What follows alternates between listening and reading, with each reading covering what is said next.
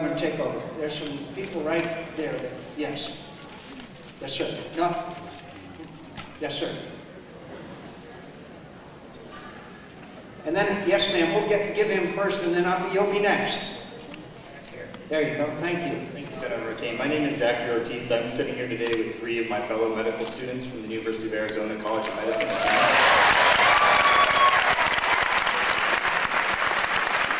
And I'd like to just say to you today that we do support the principles of healthcare reform that have been delineated thus far in the form of a public option, and I'd like to express to you why.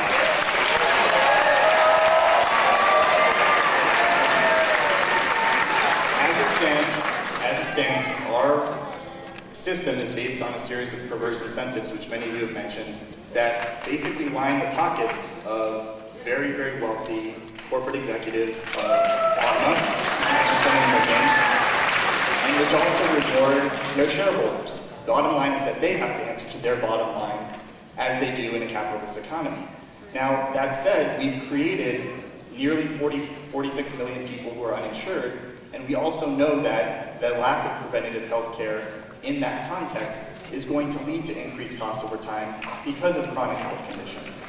So what I want to know is, from a legislative standpoint, Senator McCain, what are we going to do to fix this perverse incentive system that is clearly polarizing the costs, creating more health disparities, which, by the way, I intend to go into family medicine, but many of us who have $200,000 in debt choose to go into specialties just for the purpose of paying back our loans. So I'd like to know what type of things that you support in addition to tort reform, in addition to supporting wellness incentives and the things that you've mentioned that are going to help support primary care, limit the essentially the excess expenditures that are going to health industry.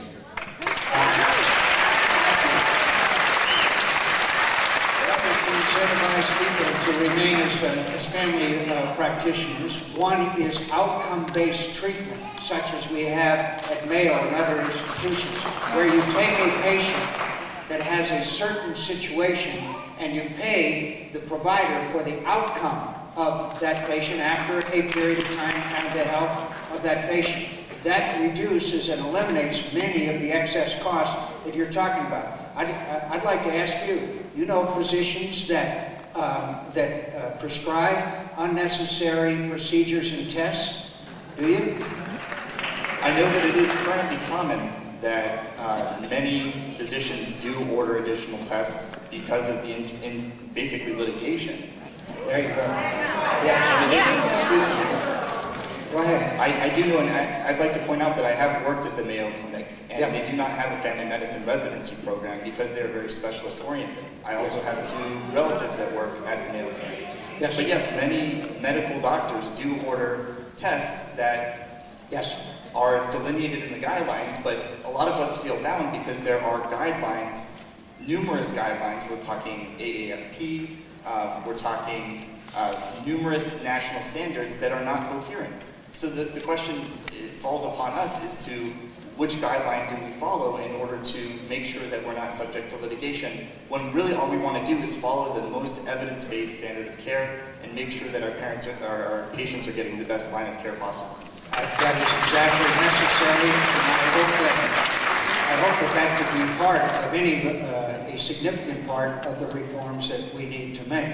But I would also argue that a lot of that, the latitude that you would have if it was an outcome-based treatment of a patient would probably give you more latitude than you have today in prescribing specific procedures and tests, not only because of the fact of litigation, but also the fact that the reward and incentives there are to make sure that that patient is well. By the way, there's another program where we allow seniors a certain amount of money, and the seniors go out and purchase their health care. Now, a lot of people say, don't do that, seniors aren't capable of doing that. Guess what?